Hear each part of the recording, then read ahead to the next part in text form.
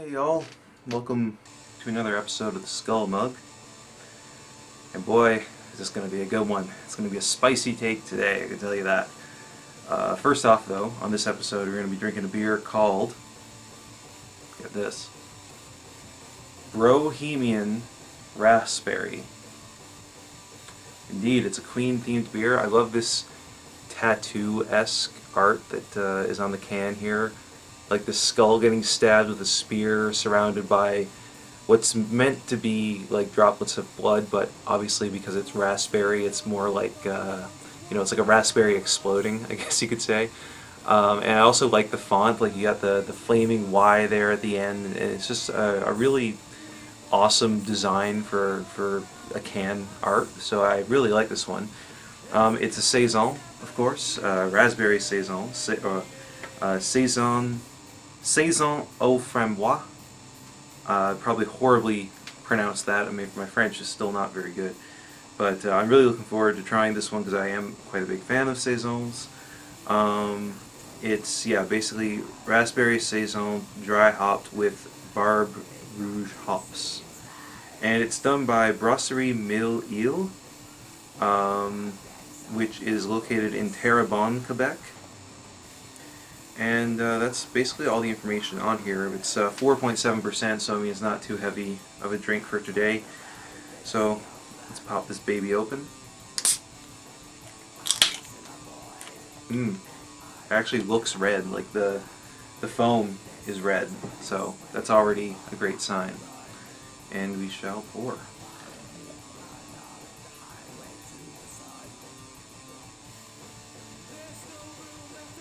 It's actually, I don't know if you can really see this on camera, but the liquid is actually, it's more of a pink color, which is pretty awesome.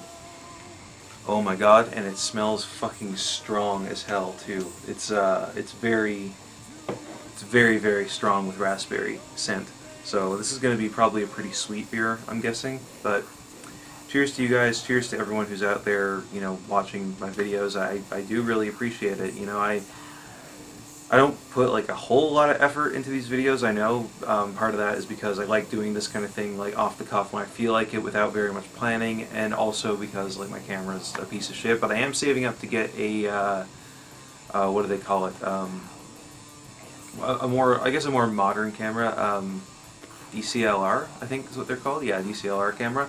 So I'm saving up to get one of those, and hopefully my video quality will increase with that. But yes, cheers to you.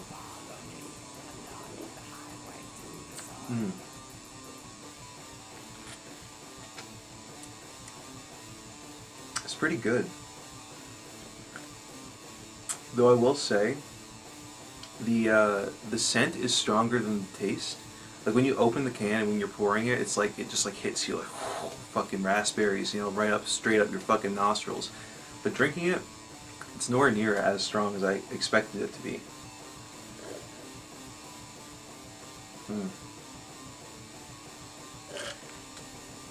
Still, it's a pretty good taste though. So, what do we want to talk about today?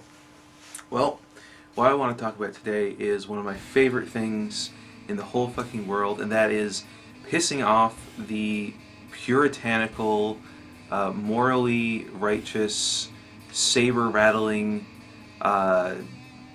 triggered by literally fucking everything conservative right-wing people, and their bizarre fucking reaction to Lil Nas X and his new song Montero, in brackets, Call Me By Your Name. Now, I don't typically listen to a lot of pop music. Like, it's kind of a sphere it's like over there somewhere, and like I don't really engage with it all that much, except for when it like comes up in the broader political or cultural discourse. Like there was that Katy Perry song that came out several years back where she was being accused of what's the word I'm looking for? Cultural appropriation, because it had a lot of like ancient Egypt imagery in it. Or of course with Lil Nas X's first like big hit, at least I think it was his biggest hit, Old Town Road, which was a genuinely pretty great radio song. It came on the radio many times. That's where I first heard it. It was so cool because it combined like hip hop elements with country elements. I mean, that's been done before, But I feel like most of the times that I've heard it before, it was done in such a like distasteful, like horribly corny way. Like there's that one song, I don't even remember the name of it, but you'll probably know the one I'm talking about, where it's like the rapper and the country singer are basically talking about how, hey, it's okay that you had rebel flags, like don't worry about that, I'm into that just as much as you are. And it's just like, it comes across as like really, really fucking tone deaf. Whereas this Lil Nas X track, Old Town Road, it feels a lot more like genuine, and I feel like the combination of these two worlds like going together, it just works so much better in that track than it has in a lot of the other shit that I've heard in the past. But with this new song, Montero, the reason that conservatives are all up in a kerfuffle about it is not because of the lyrics or because of the song itself, because of the music video. Because at the end of the music video, Lil Nas X basically slides down a stripper pole into hell and then lap dances on Satan, and then he snaps Satan's neck and takes Satan's horns and basically turns himself into like the next devil. And of course this imagery just like, you know, it made conservatives like shit their pants in fear, because that's all they know how to do is, you know, morally fucking try and justify their anger by saying like, oh, you know, what will the children think? It's like, you know, inserting this kind of thing into your music or into your art is, it's, you know, it's fucking chipping away at the moral fabric of society. And next thing you know, if you keep allowing musicians and artists to do this kind of thing, then we're just going to have the streets filled with violence and rape and all kinds of horrible shenanigans like that.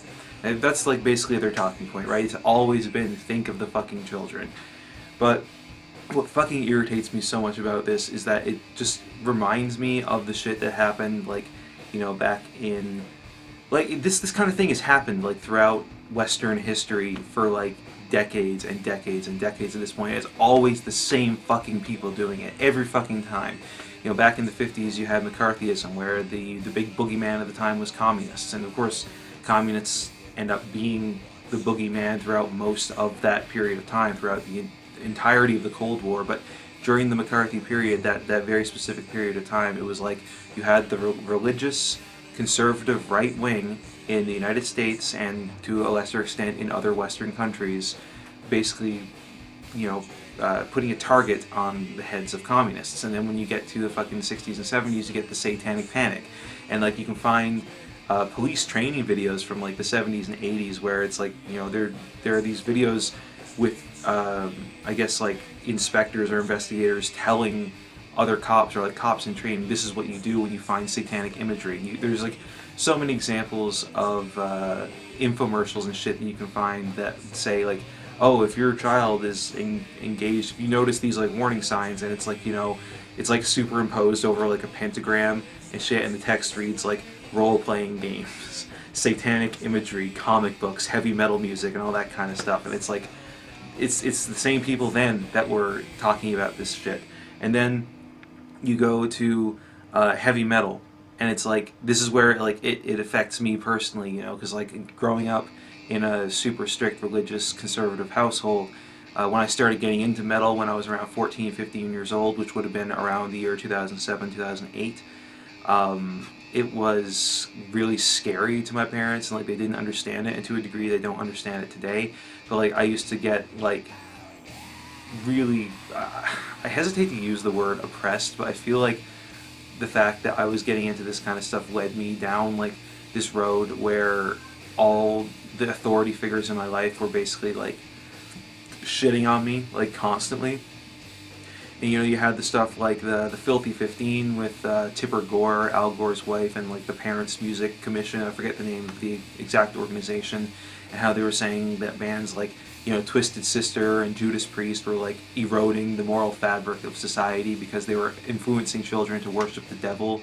Like, thinking that Twisted Sister is influencing your kid to worship Satan is the most laughable fucking thing that I've ever heard in my fucking life.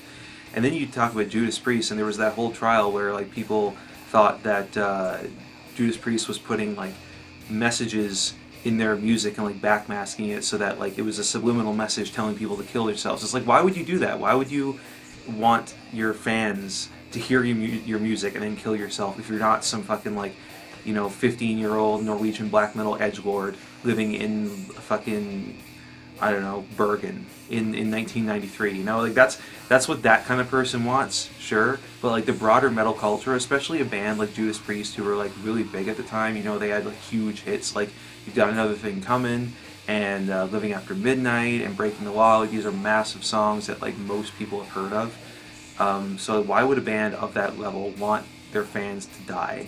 Like, it doesn't make any fucking sense. And once again, it was just a way for like the morally righteous, conservative, religious right wing to say, to clutch their pearls and say, this thing is evil, we don't like it, therefore we have to get it removed from society, we have to put a ban on this, we have to make it illegal to talk about these kinds of things in your music and in your art, and you're not allowed to do it, basically. And now we're seeing the same fucking shit again from the same fucking people, because Lil Nas X did some funny stuff with Satan in a music video. It's like, at this point I would have thought that Satan as a character, like within the broader, like within the broader scope of like Western culture, I thought that he was no longer really that much of a threat. Like, yeah, Satan is still cool to like metalheads, but like Venom did this kind of shit back in the 80s, and it's been 40 years since then. Like, people don't find Satan scary or threatening anymore. At least I thought not. But apparently people like fucking Caitlin Bennett and Ben Shapiro still find that these people are, they still find that Satan, anyway, is terrifying, which is really sad and really fucking pathetic when you think about it, because, like, again, it's been 40 years since, like, those metal bands were, like, invoking satanic imagery. It's been 50 years since fucking Black Sabbath did it in 1969, so, like, you know, the more things change, the more they fucking stay the same. You know, that's really the lesson that has to be learned here, I guess. You know, even though I don't listen to pop music, I did just listen to the song and watch the music video, and it's a pretty decent music video. I really like it, and I like how the song combines elements of, I guess, like Spanish, like flamenco music with a more like glitzy, modern, like hip-hop trap kind of style, even though it's like, it's hard to say that it's really like a rap song per se. It's more just like straight up pop in the same kind of way that a person like Cardi B is straight up pop rather than being like hip hop directly. But yeah, it's like a good song. It's a artfully made music video. It has a lot of really interesting costume design. The CGI is really it's pretty good for a music video, because, you know, music videos usually don't have great digital effects when you compare them to, like, you know, big Hollywood blockbusters, like, for example, Godzilla vs. Kong. But for what it is, and for the, I'm assuming, relatively high budget that Lil Nas X and his creative team had for this video, like, it's pretty good. I really enjoyed watching it. I think it's a great piece of art. It's probably not a song that I would, like, return to time and time again to listen, because, again, it's just a world that's, like, over there. I don't really interact with it very much. But it's, you know, for what it is, it's good. So, I don't know. I guess the moral of this video, the message I'm trying to impart, is that just like always, just as it has been for the last 50 years, conservatives get their panties in a twist over fucking nothing. And that's the way it's going to continue to be until the ideals of conservatism are essentially eradicated from our society. And that's not, I'm going to be very clear here, it's not me saying conservative people. I'm just saying the ideas of conservatism. They are a bulwark against the ideas of progress and against the very wheel of progress. Every time anything changes in society, the only people that stand up against it are reactionary idiots like, again, Ben Shapiro, Caitlin Bennett, Dave Rubin, like these fucking stupid pundits that use their YouTube platform to disseminate disinformation and to sow division between the populace. When people like that are no longer an issue in the Western world, then the wheel of progress can continue and we can forge ahead towards a better world. But until that day, until the day when the Ben Shapiros of the world, when the Caitlin Bennett's of the world are, I feel like the way I'm describing this makes it sound like I'm trying to advocate, like, you know, these people be like put to the guillotine or something, but that's not what I'm saying at all. I'm just saying that, like, we have to engage in ways where the sorts of thought that lead to, like, a furtherance of those horrible ideas, we just, like, we need to do something about that, you know, because it's happening to too many people. People talk about constantly about the alt-right pipeline, and it's real. It's a thing, and it's a problem, and it has to be dealt with, or else we're going to continue losing people to this really dangerous position to hold. And I realize that that's maybe a little bit far-fetched when we're talking about something like, you know, a pop song which has a music video that features Satan, but that really is where this kind of thought leads. So I hope that I've made sense in this video. I hope that I've come across as getting my point across in a reasonable way, in a reasonable manner. And I hope that you've enjoyed. Once again, the beer that I've been drinking has been Brohemian Raspberry, obviously inspired by Clean, great band. Another LGBT icon, by the way, in music history. He was not gay, by the way. He was bisexual and by erasure. I want to say that too. Check this one out if you get a chance to. It's really fucking delicious. And I guess I'll see you in the next episode. Peace out.